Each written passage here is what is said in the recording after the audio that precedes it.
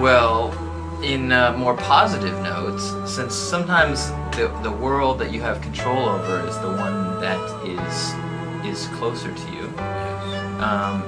A couple weeks ago, you had a whole bunch of family that came to town and had a pool party. I was away, but I read about it. Oh, we had a great time in the pool.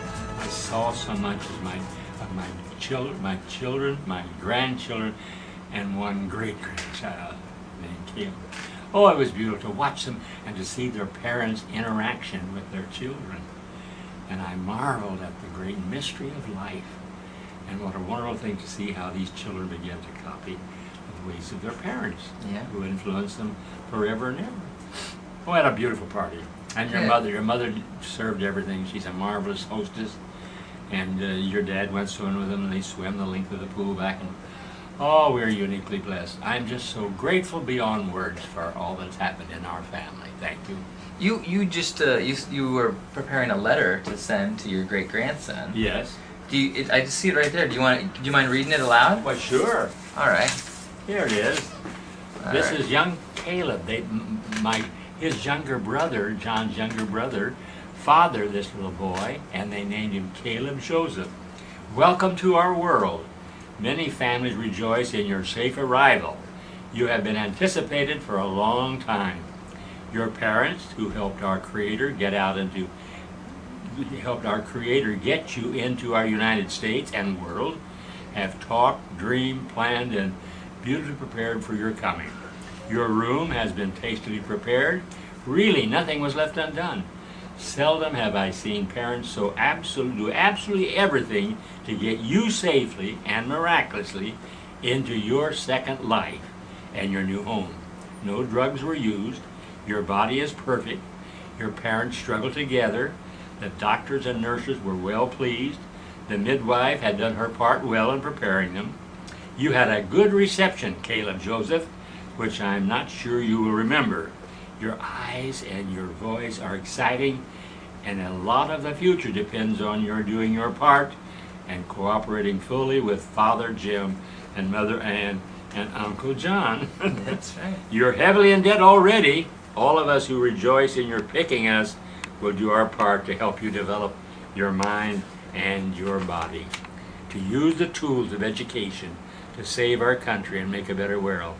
Someday I'll tell you about your names, which honor me and your grandfather Joseph. Grace and shalom. So I'll mail this to him. His first letter he'll receive in snail mail.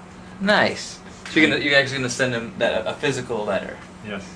And you were asking me if you want to make some color. You want to put some color in the I'd like letter? to put some color on it so he can, later on someday, he'll read it. Yeah, I think that's a great idea. I used to send letters as a minister. I sent letters to anybody who had a new child and talked about the family and talked about their coming. It was a nice ministry, and I guess I've done that probably 600-800 times. Many babies have been born in the 5 parishes that I serve. 600 or 800 times. Wow. Oh, a lot of babies. It's a lot of miracles. We had a lot of babies born after World War II. We have babies born after Korea. A lot more babies born now, right now. Yeah. Babies are in style. So Uncle John is vicariously getting it through his sister-in-law and his brother. That's right. That's right. I'm enjoying it quite a bit, and it sounds like my mom is enjoying being a grandma too. She's goes out 1 day a week now, and helps Jen get busy on her work at her computer, and she takes care of the baby all day. Oh, family is everything, brother and sister. Indeed it is. It's what happens in the family that really matters.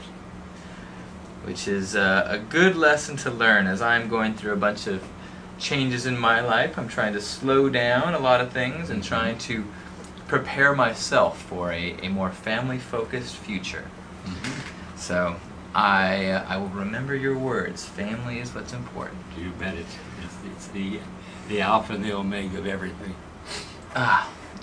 When you see little baby Caleb, do you I look and see for family features. Yeah. I see your father, I see your mother, I see the nose, the eyes, the head shape, and you know that that the past has created this creature through the sowing of a seed. I marvel constantly at the DNA and what's happening in my world. It's great, and we're learning it. It's amazing that your DNA has been passed to that little baby. That's right, you're part of it. And long after your cocoon is you chrysalis. Yeah. I'll go on the fifth dimension within the next, whenever the time where it runs out. The fifth dimension is what I've been studying lately. And what is the fifth dimension? Fifth dimension is death. Oh. Just like, see, this baby began to, when Kayla was thrust out, and Jim held her arms, and she gritted, and then the baby came out, and they began to cry, and they patted a little bit. And the exciting thing, now the baby's gone from one style of life to another style of life. And take Caleb Joseph, if he has my kind of genes, he'll live to be 95 or 100 years old. That's true. I hope you got those genes. Me too, I sure do. Well, let's celebrate life and love and family, and let's take the love that we have for our immediate family and let's spread that to the world family, the family of brothers and sisters all over the world, especially focusing it on the places where there is pain and fear and suffering right now, which tends to be way too much of the world. So let's give ourselves a hug and hold ourselves by the shoulders and give a squeeze. And remember the last time you squeezed someone in your family, mother, father, brother, sister, child, and squeeze, and then imagine that you're squeezing and hugging and feeling that same warmth for every little living entity on the planet. Feel the love that they have to give to you and feel the love that you have to give to them. Because the neat thing about love is that you do not run out. You can give all the love in your heart to one person and then a second later have just as much love to give to the next. So just keep squeezing and sending out that love to the brothers and sisters all around this city, this state, this country, and all over the globe. Wonderful. We love you, we touch you, and we're grateful that we may be part of this outreach. Blessings on you. Shalom. Happy Hug Nation.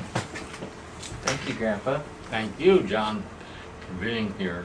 It's a great experience every week. It's a high point. And thank you so much for Crow Girl and O Panama and Faraway Girl who sent out their hugs through the digital realm. And thank you so much everyone who's joining us in the archives. Hopefully you feel that digital hug releasing its bits and bytes of love onto you, and hopefully you are sending those bits and bytes of love all over the planet as well. We thank the internet for teaching us, reteaching us that how easy it is to connect to the entire world, because in our hearts and in our spirit, that connection exists all the time. Amen. So beautiful. We love you. We will see you next week. Happy Hug Nation. There's time elapsed here, isn't there? Oh, between this, yes. Yeah. There's a little bit of a lag on the screen. Aha. See, there you can Wonderful see us. new world. Oh boy, good. That's beautiful. Ah. Isn't that amazing? Oh, I marvel at the miracles. I appreciate and enjoy it as I bow before Him with the mystery that surrounds them. Terrific.